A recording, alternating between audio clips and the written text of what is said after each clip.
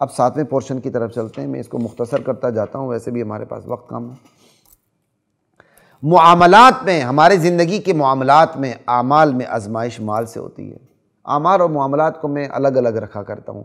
عمل کو انفرادی سطح پر دیکھا کریں، معاملات جب بندے کی بندے سے ڈیلنگ ہوتی ہے تو یہ معاملات ہوتے ہیں۔ ویسے بھی عامل یعامل، معاملہ باب مفعلہ ہے، تو باب مفعلہ کے اندر یہ جو ڈیلنگ ہوتی ہے ایک فرد سے وہ انکریز ہو کے دوسرے فرد تک بات پہنچ جاتی ہے۔ تو عمل کو تھوڑا سا امتیاز رکھنے کے لیے عمل و معاملات میں یہ رکھیں کہ عمل کو انفرادی سطح پر اور معاملہ جو ہے فرد سے آگے بڑھ کر دوسرے اجتماعی سطح پر یا دو بندوں، ایک سے زائد بندوں پر آ جاتا ہے۔ خیر یہ ہر ایک کا اپنا کام ہوتا ہے، یہ بات کسی کو سمجھ نہ آئے تو فرق نہیں پڑتا۔ ہمارے معاملات کو دیکھنے، ہمارے اعمال کو دیکھنے، اس میں بھی آزمائش ہماری ہوتی ہے مال کی وجہ سے۔ فلاحی اداروں کا مال بے موقع خرچ ہو رہا ہوتا ہے، مال زکوٰۃ بے محل خرچ ہو رہا ہوتا ہے۔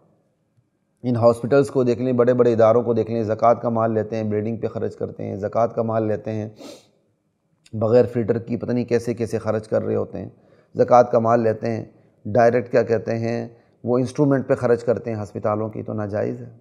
تو آزمائش ہو رہی ہے نا، آپ نیکی کا کام بھی کر رہے ہیں اور برباد بھی کر رہے ہیں۔ نیکی کے کام سے ایک نیک کام کرنے، بظاہر نیک کام ہے لیکن وہ آپ کو بظاہر نیک کام جہنم پہنچا رہا ہے، کیونکہ آپ کو پتہ ہی نہیں کہ زکوٰۃ کا مال کہاں خرچ ہونا ہے۔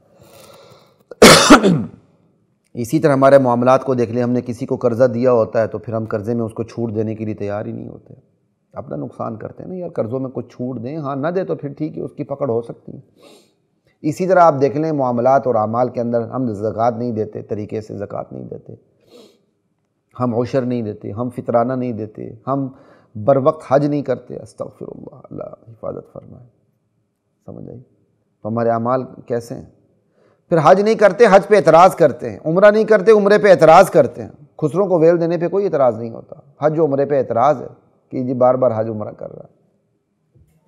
انا للہ و انا الیہ راجعون۔ اللہ، مہنگے مہنگے موبائل خریدنا، گھر میں 3 4 گاڑیاں رکھنا، 4 5 کنال کے گھروں کے اندر رہنا، کوئی اعتراض نہیں، مسجد کو آباد کرنے پر اعتراض ہوتا ہے۔ ہمارے اعمال ایسے، ہماری زندگیوں میں بخل ہے، اسراف ہے، تبذیر ہے۔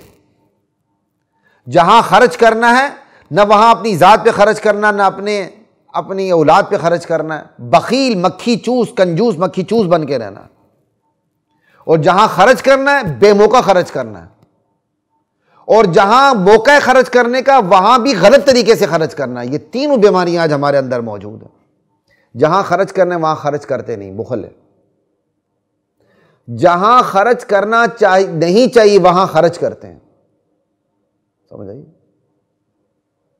اور جہاں خرچ کرنا چاہیے وہاں بے ڈنگے طریقے سے خرچ کرتے ہیں۔ 5 مرلے کی مسجد ہے تو اس 5 مرلے کی مسجد کا میں یہ مثالیں میں بڑی دیتا ہوں، یہ مثال بڑے عرصے سے دے رہا ہوں، یہ مثال 5 مرلے کی مسجد کا مینار کتنا اونچا ہونا چاہیے؟ تو اس 5 مرلے کے جگہ کے مطابق مینار ہونا چاہیے نا؟ نہیں، ہم کیا کرتے ہیں 5 مرلے کی جو مسجد کا مینار ہوتا ہے پورا مینار پاکستان بنا دیتے ہیں تاکہ 25 کلومیٹر سے وہ نظر آئے، ہماری داغ بیٹھا ہے۔ اور اس پر جتنا پیسہ خرچ ہوتا ہے اس سے 1 کنال کی مسجد بن سکتی ہے، اس پر جتنا پیسہ خرچ ہو سکتا ہے اس مسجد میں ایک دینی کتابوں کی لائبریری بن سکتی ہے۔ آپ خرچ تو مسجد پہ کر رہے ہیں لیکن بے ڈنگے طریقے سے خرچ کر رہے ہیں کہ مسجد کے اندر خرچ کرتے ہوئے کہاں زیادہ خرچ کرنا، کہاں کم خرچ کرنا پتہ ہی نہیں ہمیں۔ انا للہ و انا الیہ راجعون۔ ابھی ہم یہاں اپنے فاؤنڈیشن میں بیٹھے ہوئے، مجھے خود ہی ہمارا ڈر لگتا ہے خرچ کے معاملات میں، بلکہ میں نے اپنے 1 2 بے تکلف ساتھی جو اندھا اعتبار کرتے ہیں میرے اوپر، میں نے صرف ایک ساتھی کو کہا، میں نے اس پہ زیادہ نہیں کہا کسی کو، اور میں کہا یار کچھ پیسہ ایسا ہوتا ہے کہ بندے کو خرچ کرتے ہوئے ڈاؤٹ ہوتا ہے کہ مجھے یہاں خرچ کرنا کہ نہیں چاہیے، تو میں آپ کے پیسوں کے بارے میں کچھ میں اجازت لینے لگا ہوں کہ وہ آپ ڈائریکٹ اس کا پھر میں نے طریقہ ہوتا ہے یہاں بتانے کی ضرورت نہیں، ٹھیک ہے؟ وہ پھر میں نے اپنی ملکیت میں لے کے اپنی مرضی سے ذرا لگا دی کہ چلو وہ ڈاؤٹ بھی ختم ہو جائے، اپنے بے تکلف ساتھی سے بات کر کے۔ بندے کو ڈر لگتا ہے، دین کا کام بھی کرے بندہ، اس کا پھر بھی بیڑا غرق ہو تو بچے گا کیا؟ اس سے تو پھر وہ جوتیاں گاڑنے والا، جوتیاں بیچنے والا اچھا ہے جو 5 وقت کی نماز پڑھ کے حلال روزی کماتا ہے۔ اللہ تعالیٰ ہمارا اچھی عاقبت فرمائے۔ اللہ تعالیٰ ہماری حفاظت فرمائے۔ اگلا مال دے رہا ہوتا ہے، احسان لا رہا ہوتا ہے، دودھ دے رہا ہوتا ہے، مہنگنیاں ڈال کے دے رہا ہوتا ہے، ڈونیشن دے رہا ہوتا ہے، اپنی ڈونیشن کا بیڑا غرق کر رہا ہوتا ہے مختلف طریقوں سے۔ میرے ایک بے تکلف ساتھی نے ایک دفعہ کہا مالی معاملات میرے ہاتھ میں ہیں، میں نے اس کو مذاق سمجھا اور بعد میں واقعی بات سمجھ آئی کہ یہ تو مذاق سے بڑھ کر کچھ اور سنجیدگی ہو گئی تھی۔ تو ہم ڈونیشن دے کر بھی اگلے پر احسان چڑھاتے ہیں، جیسے ہمارے ڈونیشن کے بغیر یہ ادارہ نہیں چلے گا۔ بھائی نہیں چلے گا، بند کر دیں گے بس، اور کیا ہو جائے گا، بند کر دیں گے۔ اللہ کو پھر آپ بھی جواب دے دیں، میں بھی جواب دے دوں گا۔ لیکن یہ نشہ، یہ خنزیر اپنے دماغ میں بسا لینا کہ میرے بغیر ادارہ نہیں چلے گا۔ اگر یہ کیڑا میرے دماغ میں بھی ہے تو یہ خنزیر کا کیڑا ہے، یہ کسی اور کے دماغ میں کیڑا ہے تو یہ بھی خنزیر کا گٹر کا کیڑا ہے۔ یہ کیڑا نکلنا چاہیے کہ دین مجھ سے چلتا ہے، فاؤنڈیشن مجھ سے چلتی ہے، ادارے مجھ سے چلتے ہیں، بلکہ یہ احسان ماننا چاہیے کہ اللہ نے مجھے ذریعہ بنایا ہے اپنے دین کے کام کے لیے، اللہ نے مجھے ذریعہ بنایا ہے اپنے مال کو دین پر خرچ کرنے کے لیے۔ سر نیچا ہونا چاہیے، بندہ سر نگوں ہو جائے، یا اللہ تیرا احسان ہے کہ تو نے مجھے میرا مال خرچ کرنے کی مجھے توفیق عطا فرمائی، یہ نہیں، بلکہ اوپر سے احسان چڑھانا ہے کہ یہ فاؤنڈیشن، یہ ادارہ، یہ مدرسہ، یہ مسجد، یہ تو میرے مال پہ پل رہی ہے، چل رہی ہے۔ شیطان اسی طرح بیڑا غرق کرتا ہے ہمارے معاملات کو، اعمال کو، یہ مال کی آزمائش ہے۔ پھر یہاں تک ایسے لوگ ہیں مرنے کے بعد وہ وصیت کر جاتے ہیں کہ بھائی میرا مال، میرے مرنے کے بعد جو مرنے کی میری رسومات ہیں اس پر کیا کیا تم نے کیسے کیسے خرچ کرنا ہے۔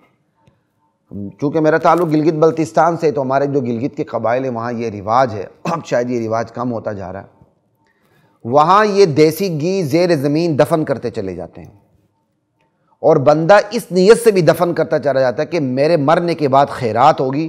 وہ جتنا پرانا گھی ہوتا ہے وہ اتنا طاقتور، اتنا ہی بدبودار ہوتا ہے، بڑا طاقتور ہوتا ہے یہ گھی۔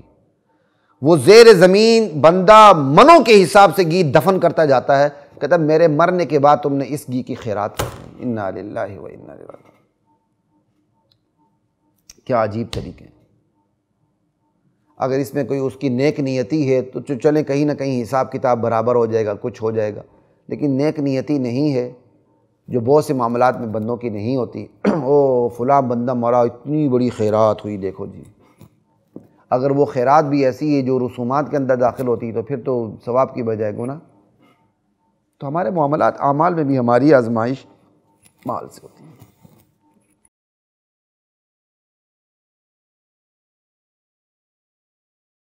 وَلَقَدْ